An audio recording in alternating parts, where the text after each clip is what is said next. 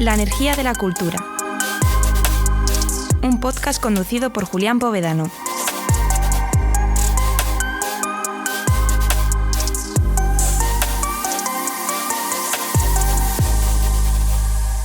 Hola y bienvenidos a esta primera entrega de La energía de la cultura, un podcast en el que nos vamos a interesar por cómo podemos hacer que la cultura sea más sostenible y por proyectos que se convierten en un compromiso para que la sostenibilidad llegue a más personas. En este episodio vamos a descubrir cómo los grandes festivales de música también pueden convertirse en espacios sostenibles gracias, entre otras cosas, a una iniciativa pionera en nuestro país. Que toda la energía necesaria para abastecer un evento de este tipo, como es el Festival Cruïlla en Barcelona, sea energía verde, obtenida directamente de la red y sin necesidad de otras fuentes de energía contaminantes. Para hablar de ello, tenemos con nosotros hoy a María Lacasa, directora de Marca y Patrocinio de Endesa. Hola, muy buenas. Adrián de las Heras también nos acompaña, él es director de Espacio City Zaragoza y director artístico del Festival Jardín de las Delicias. Hola, un placer estar aquí. Jordi Herreruela, que también nos acompaña, director del Festival Cruïlla. Hola, muy buenas. ¿Qué tal, Jordi? Y Nuria Díaz, ambientóloga especializada en gestión de la sostenibilidad en eventos y socia de Ecoevent. Hola, ¿Qué tal, Nuria? ¿Cómo estás? Encantado de saludaros a todos.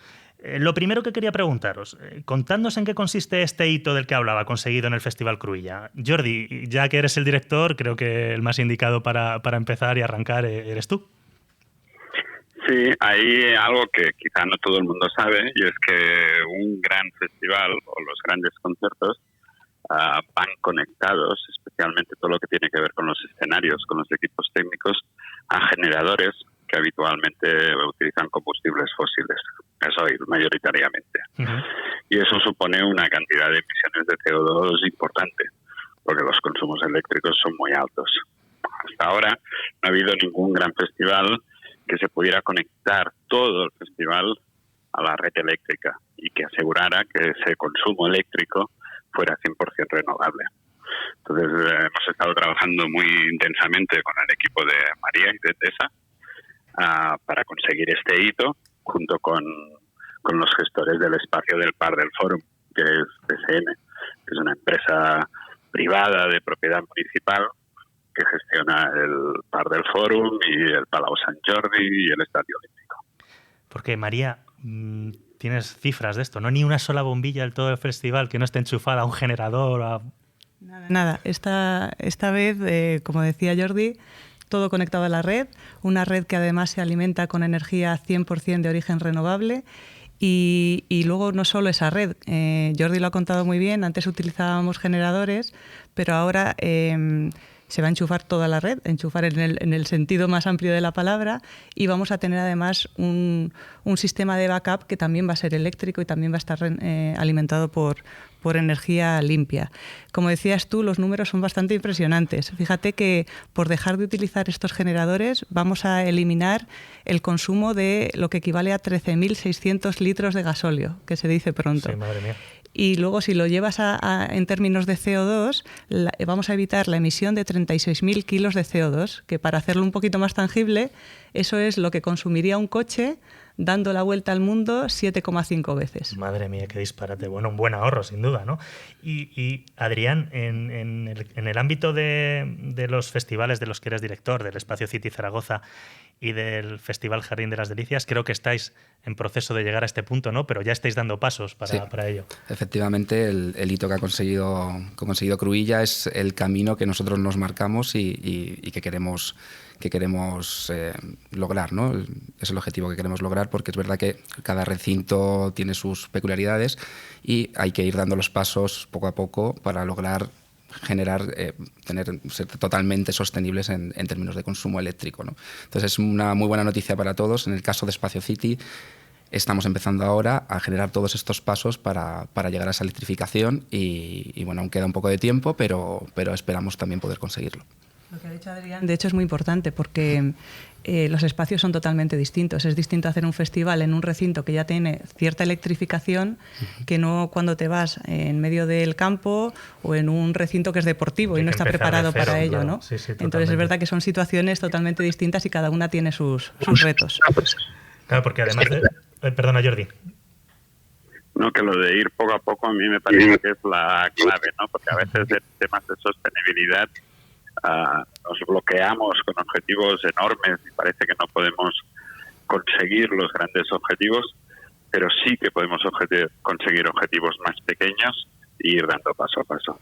Claro, porque estamos hablando de estar conectados completamente a la red y además que esa red suministre energía verde, pero ¿qué otras acciones se llevan a cabo para reducir a la mínima expresión el impacto de los festivales? De hecho, y hablando de pioneros, el Jardín de las Delicias ha sido el primero en poner lanzaderas eléctricas gratuitas para todo el público en la edición del año pasado. ¿Es así, Adrián? Sí, ¿no? efectivamente, para nosotros fue un paso de gigante de los objetivos que teníamos de sostenibilidad, el poder, el año pasado ya, que tener todo este transporte colectivo absolutamente electrificado, gracias a la gestión de Endesa con el Ayuntamiento de Madrid. Y bueno, no solo eso, sino también se hicieron otras acciones de sostenibilidad en esos términos de movilidad, como proveer de parking gratuito a toda la gente que vino en vehículos eléctricos, y bueno, se fueron dando pues esos pequeños pasos que hablaba Jordi, que van ayudando a que el festival cada vez de pequeños pasos pero importantes hacia donde tienen que ir. Sí, no, está claro. Porque Nuria me preguntaba también, como ambientóloga y especializada en gestión de la sostenibilidad que eres, ¿es común ver este movimiento en festivales? Bueno, afortunadamente cada vez empieza a ser más habitual, pero aún así queda mucho por hacer, está claro. Luego también nada tiene que ver un festival de otro, por lo que comentaban de bien el recinto en el que acoja el festival, por las dimensiones, bien por el target de público que tiene. No es lo mismo un festival que la mayoría de su público es local o nacional, que aquellos que se proveen casi todo de público extranjero. Es que varía muchísimo. Entonces, bueno, pues sí, cada vez es más habitual ver ese tipo de acciones, de empezar a pensar un poco, a tener esta visión, poner el foco en lo que es el impacto que generan los festivales en el medio ambiente y en la salud de las personas, está claro. Pero bueno, yo siempre soy de las que digo que veo el vaso medio vacío. O sea, queda mucho por hacer, pero bueno, está muy bien contar con estos ejemplos para que sirvan de motivación y de escaparate en el que los demás se puedan mirar. Estupendo. Pues María, parece que desde Endesa habéis abierto la lata de hacer sostenibles los festivales. Ojalá. Mira, de hecho, yo ahora pensando en tu pregunta, sostenibilidad va más allá de la propia energía que suministra, que utiliza el festival, ¿no? Hay muchas acciones que se pueden hacer alrededor de ello. Ha comentado Adrián el tema de la movilidad eléctrica o movilidad colectiva sostenible, por hacerlo más amplio el concepto, pero luego hay un tema más social, que es el relacionado con las personas que acuden a ese festival y de sensibilizarlas para que ellos también sean una parte importante de ese cuidado al medio ambiente, ¿no? Desde mantener el recinto limpio, el que los vasos no estén tirados, que se reutilicen y que no sean de un solo uso, acciones relacionadas con un consumo también de agua eficiente. O sea, que yo creo que es muy bonito el que no seamos solo agentes creadores de esta sostenibilidad, sino que hagamos partícipes a todo el mundo que va al festival. Claro, porque al final os centráis en festivales, pero esto no es solo para un festival. La idea es que toda la gente, el entorno y además hacerlo extensivo a toda la sociedad, si cabe, ¿no? Claro, al final es una lanzadera, ¿no? Y que cuando la gente vaya a un festival y esté en un momento de diversión, de disfrute, pues que la sostenibilidad no le suene como un pegote, ¿no? Como algo añadido, sino que se viva en el mismo entorno y que sepan que, oye, cuando el festival se vaya de esa zona, tiene que estar igual de bonita que estaba antes de que llegase, ¿no? Claro. Entonces, Nuria, por lo que comentabas, ¿tú ves que el presente y el futuro de los festivales ya va por esta línea? Es que bienvenidos al siglo XXI, es que no nos queda otra. Debemos empezar ya. Nosotros, como llevábamos tanto tiempo en esto y cuando lo comentábamos a qué nos dedicábamos, era como nos cuestionaban, ¿no? Pero ¿cómo? A ver, ¿qué es lo que hacéis? Pero es que a día de hoy ya se entiende lo que hacemos, porque es que solo hay que ver las noticias. Es que eso hay que empezar. En todos los sectores económicos tenemos que empezar a integrar la sostenibilidad porque, bueno, pues eso de nuestra salud y supervivencia depende al final. Entonces, cierto es que los festivales fiestas patronales, porque esto lo hago extensible a cualquier acción o actividad humana, pues tenemos un espacio lúdico en el que parece que eso que es un día, ¿no? Un día pues no pasa nada, porque un día es un día, pero es que claro, hay muchos días, es un día detrás de otro y son muchos eventos, muchos festivales, entonces al final la huella es inmensa de este sector. Entonces, claro, esto tiene que ser ya, es obligado. Eso, ya, antes era como, bueno, ser vanguardia, ¿no? No es que ya no ser vanguardia, es que ahora ya es una obligación, es que es una cuestión de responsabilidad de todos.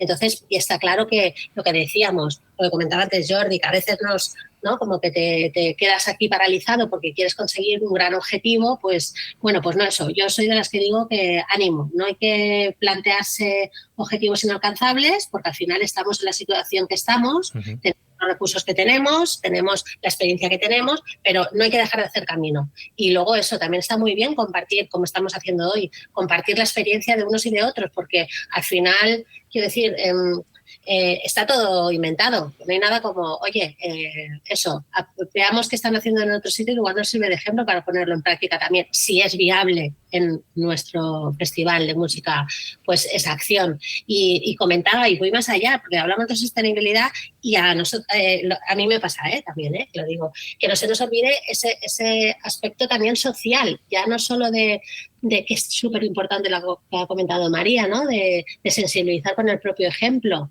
y de hacer partícipe y corresponsable a todo el mundo, sino también de incorporar acciones sociales, como de generar espacios accesibles, diversos, integradores, donde se tenga en cuenta la paridad, donde se tenga en cuenta la accesibilidad universal, que eso también es sostenibilidad, quiero decir, al final. Sí. Y luego eso, unas buenas condiciones laborales, que es un sector en el que, en ese sentido, tiene mucho por hacer en cuanto a cuestiones de sostenibilidad en su más amplio aspecto. Estupendo. Y Adrián y Jordi, como directores de festival, ¿compartís esta visión de Nuria sobre el presente y el futuro de los festivales? Y voy más allá. ¿Los artistas o incluso el público, al ser parte de un festival sostenible, también lo empiezan a vivir de forma distinta? Adrián. Sí, o sea, un poco añadir a lo que ha dicho Nuria, tiene toda la razón y los pasos, o sea, estamos en el presente y es claro, y el futuro es claro en este aspecto. Nosotros, por ejemplo, algo que hace unos años sería prácticamente impensable es tener un departamento de sostenibilidad incorporado al festival. Y ahora lo tenemos, ¿no? O sea, estamos viviéndolo y bueno, recalcando un poco lo que decía Nuria, sí, no solo en aspectos eco, sino también de integración, de punto violeta, de un montón de pequeños pasos que puedes ir dando para que tenga tu festival una conciencia social mucho más amplia. Entonces, ¿qué decir? Los artistas son gente que está muy concienciada con todos estos aspectos y que valoran positivamente todos los pasos que se están dando de forma decidida desde nuestros festivales. Estoy convencido de que Jordi estará de acuerdo y el público yo creo que ya lo vive casi como una necesidad. O sea, esto ha cambiado, es verdad, bienvenidos al siglo XXI y es el camino que hay que recorrer. Jordi, ¿coincides? Sí, me encanta eso de bienvenido al siglo XXI, porque hasta hace muy poco los festivales se veían como un motivo, como un evento de atracción de turismo, incluso se valoraban por su impacto económico, ¿no? Y parecía que el festival que tenía más valor era el que era más grande, el que congregaba más público. Pero a veces eso va en dirección contraria a la sostenibilidad, a su impacto medioambiental. De hecho, el 80% de las emisiones que tiene un festival corresponden a la movilidad de su público. Entonces, dirigir un festival al público local disminuye enormemente su impacto. Y por nuestra parte queremos demostrar que es posible posicionar un festival internacionalmente dirigiéndote al público local. Proyectar las ciudades exteriormente dirigiéndote al público local. Y de hecho un festival de música se puede visualizar como la construcción de una ciudad efímera. Construimos ciudades, en nuestro caso para 30.000 personas, para 25.000 personas, que se montan en 15 días y se desmontan en 5. Y son espacios maravillosos para lanzar pruebas piloto de lo que luego se puede aplicar al conjunto de la sociedad. Es una bonita imagen, sí. Y respecto a lo que decíamos del impacto al público, el sector de la música en directo está creciendo enormemente. Yo creo que la música es algo que une, no diría que al 100% de las personas, pero casi por encima del 90% de la gente escucha música regularmente. De hecho, los festivales de música hoy en día en España mueven a más gente que la Liga de Fútbol Profesional. ¿Quién lo diría? Claro. Y creciendo especialmente entre el público joven y el femenino, que es donde el fútbol quizá le cuesta más. Entonces, que los festivales que son capaces de movilizar a tanta gente, además incorporen un mensaje de conciencia social, de conciencia medioambiental, es importantísimo. Porque es en esos momentos donde la gente disfruta de sus canciones, de sus artistas preferidos, donde está momentos que va a recordar, donde es receptiva a recibir mensajes como estos.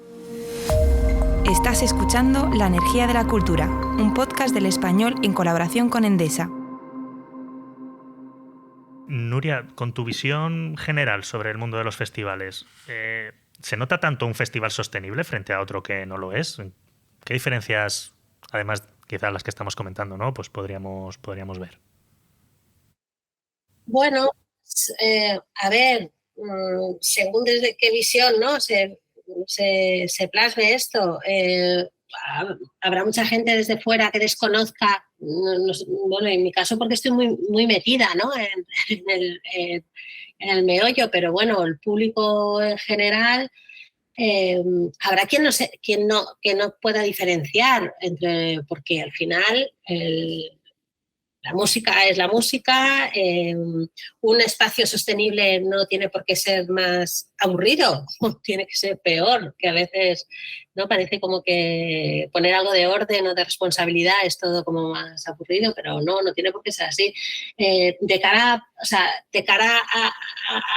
la palestra no se ve ninguna diferencia, todo lo contrario, sería algo positivo en un momento dado, pues como comentaba María, si se ha tenido en cuenta el tema de gestionar correctamente los residuos, planificar una operativa de limpieza acorde para eso, para tener un espacio limpio, cómodo, en el que puedan estar asistentes de cualquier edad, incluso un público familiar, porque también cada vez, ¿no? Hay más festivales que están destinados a un público familiar, en el que, pues bueno, pues en ese sentido sí que se ve, pero yo lo vería como eso, como una diferencia en positivo, pero bueno, pero nada cambia. O sea, también es bueno eso, ¿no? La gente a la que le guste ir a festivales, que no se asuste por ir a un festival sostenible, que se lo va a pasar igual de bien, pero con mejores recursos y todo mejor gestionado, ¿no? Eso es, o sea, es más casi de puertas para adentro. Por eso nosotros también muchas veces insistimos, por lo que comentaba María, es que es súper importante la labor de sensibilización y concienciación que se puede hacer, porque un mensaje transmitido a través de una red social de un festival con todos los seguidores que tiene, con toda la movilidad que tiene, igual nada más que salga la ministra de turno diciendo lo que hay que hacer, ¿no? O sea, entonces, bueno, pues eso es una oportunidad que no hay que dejar de aprovechar.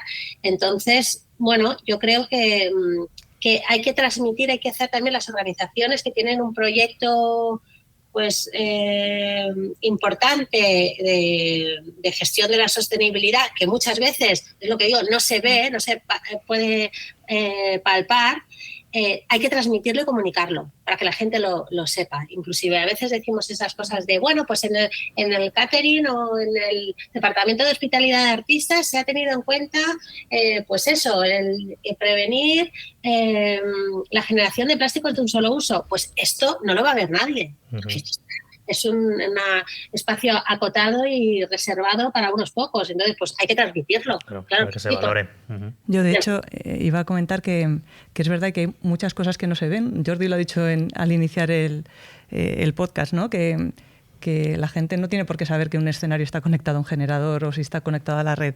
Pero, sin embargo, yo que estos últimos 2 años me he empapado mucho en el mundo de los festivales por necesidades profesionales, te diré que que yo creo que hay unas diferencias impresionantes entre un festival en el que se nota que la organización está comprometida con hacerlo sostenible y otros donde ves que es un aspecto totalmente secundario, y se nota desde que el momento en que tienes que acceder a ese festival, que te pongan facilidades en la movilidad, cuando entras, que efectivamente no veas plásticos de un solo uso, que no haya el uso generalizado de plástico en general, que el recinto esté limpio. Yo me acuerdo hace 10, 15, 20 años que los festivales lo normal era luego nadar entre vasos en el suelo y eran espacios que no eran limpios. Ahora los festivales que están comprometidos son espacios muy limpios, ¿no? Entonces, yo sinceramente creo que hay muchas cosas que están en la retaguardia y no se ven, pero hay muchas cosas que el público sí que estamos viendo. Sí se nota, claro, ¿no? Al final todo influye, ¿no? Y yo creo también que alguien que va a un festival, si sabe que se está concienciado con el medio ambiente, pues también vas con otra actitud, ¿no? O de otra manera, ¿no? Ahora que estamos todos en esta línea, pues también es agradable saber que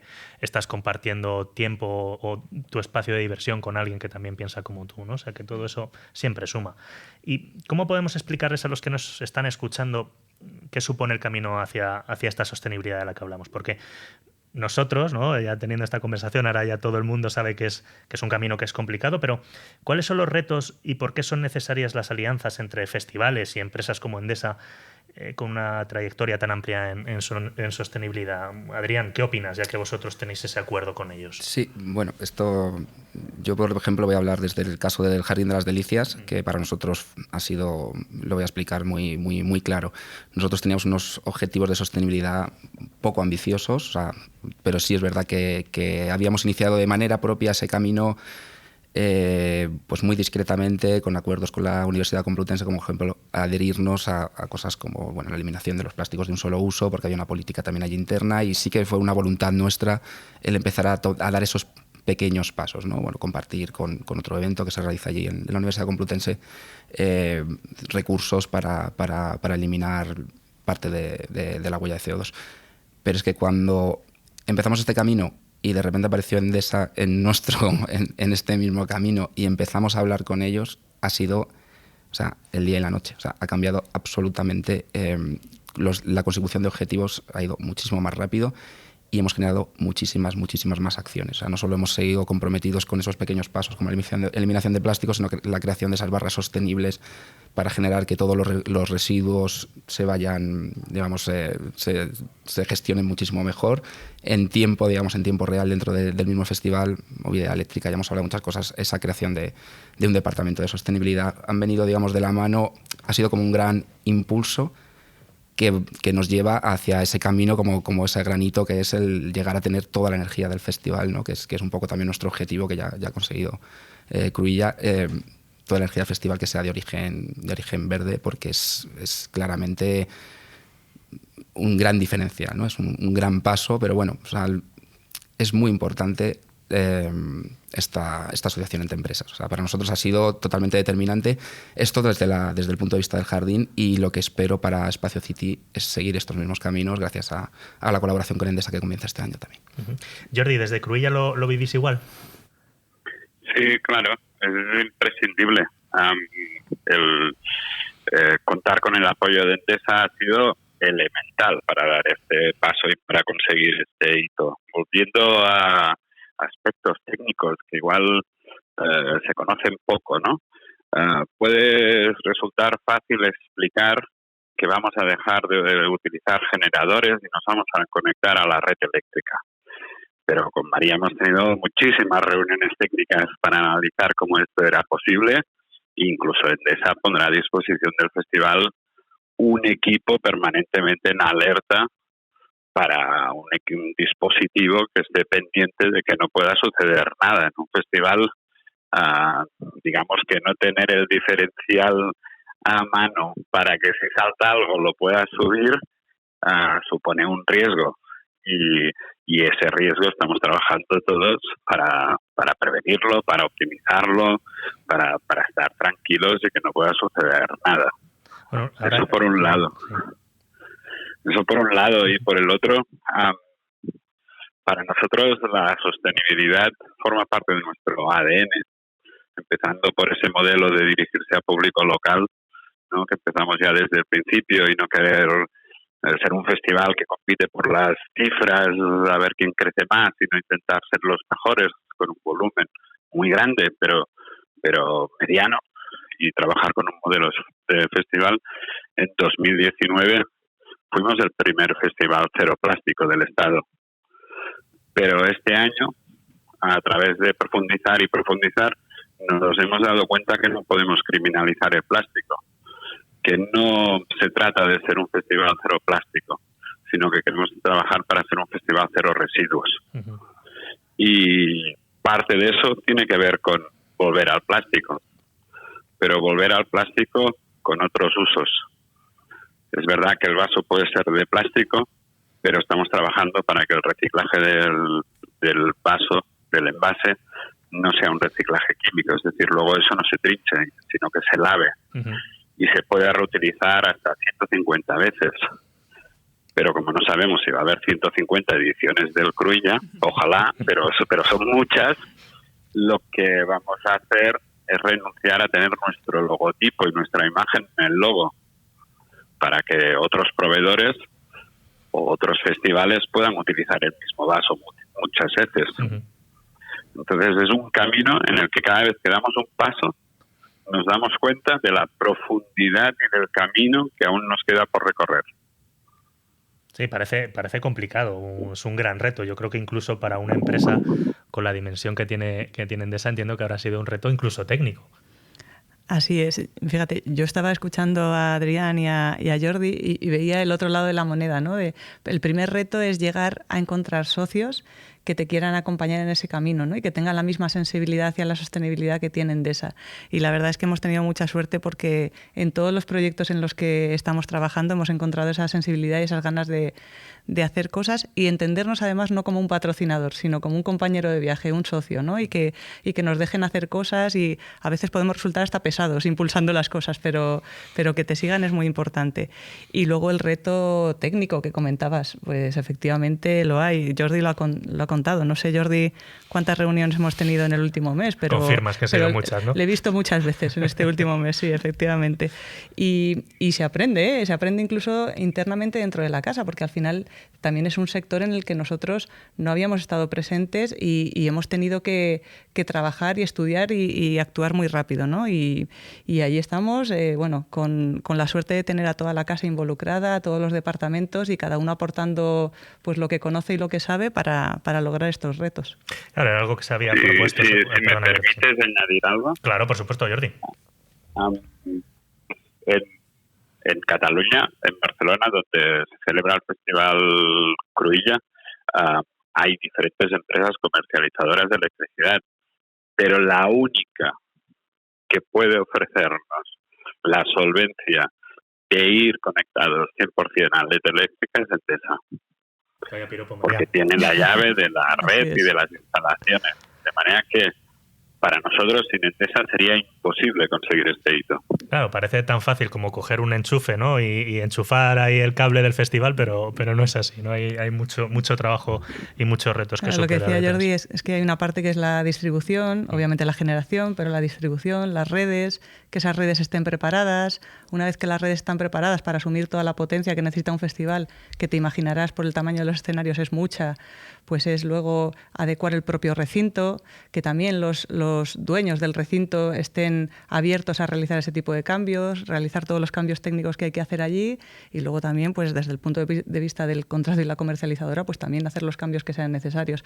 Entonces, como dice Jordi, es que hay muchos pasos en el camino, ¿no? Y tienen que estar todos alineados para poder conseguirlo. Entonces, lo de coger el cable y meterlo en el enchufe no es un poquito más complicado. Y ya, para terminar, ya casi voy a plantear una cuestión personal, una duda personal, porque Endesa siempre ha estado muy volcada con este tema, ¿no? De sostenibilidad y siempre ha sido un proyecto muy importante para vosotros. Pero ¿en qué momentos fijáis en los festivales de música? Es decir, ¿cómo se os ocurre esto? Pues mira, esto surge porque nuestra estrategia de patrocinios, se ha sustentado sobre 2 ejes fundamentalmente. Uno que era el deportivo, donde si a la gente que le gusta el baloncesto sabrá que estábamos centrados al 99% en baloncesto, siendo, pues nos gusta decir la empresa del baloncesto español, porque estamos en absolutamente todas las competiciones, ¿no? Y teníamos otro eje que era el cultural, pero donde no teníamos una estrategia a lo mejor tan consolidada y tan ordenada como la que podíamos tener en el deportivo. Sin embargo, veíamos que a través de la cultura podíamos conseguir llegar a muchísima gente, es un territorio muy mainstream, y sobre todo queríamos llegar a la gente joven y llegar de una manera distinta, hablando de otras cosas, pero de las que sabemos y que son importantes para nosotros desde el punto de vista estratégico. Y ahí es donde apareció la música, porque la música es un territorio universal de emociones, de sensaciones, que cuando acaba un festival o un concierto te vas con un subidón increíble, y donde además vimos, y el año pasado en el Jardín de las Delicias nos sorprendió mucho, que se recibía de una forma muy natural el hablar de la sostenibilidad, o sea, no era como un pegote, y veíamos que la entrada allí era muy natural para nosotros. Oye, queremos estar en la música, queremos llegar a gente joven, los festivales es una herramienta estupenda, y además ellos aprecian nuestro acompañamiento en ese camino hacia la sostenibilidad que nosotros como empresa del sector energético llevamos años y años trabajando, ¿no? Fue un must en su momento y tuvimos que ponernos las pilas, y a lo mejor llevamos 10 años de avanzadilla con respecto a otros sectores. Y todo eso es lo que nosotros llamamos el patrocinio con propósito, ¿no? Porque lo que buscamos con el patrocinio es intentar dejar un pequeño legado, un granito de arena, y utilizar esta herramienta para conseguir devolver a la sociedad todo lo que la sociedad nos da a nosotros también. No, sin duda se trata de una iniciativa muy interesante y valiosa para acercarnos a un futuro más sostenible.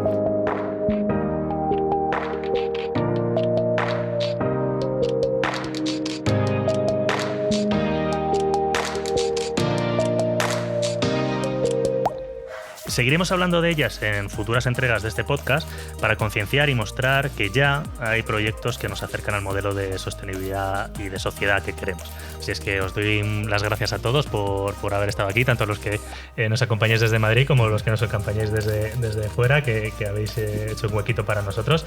Y ha sido un placer. Muchas gracias a todos. Gracias a ti. Gracias. Gracias.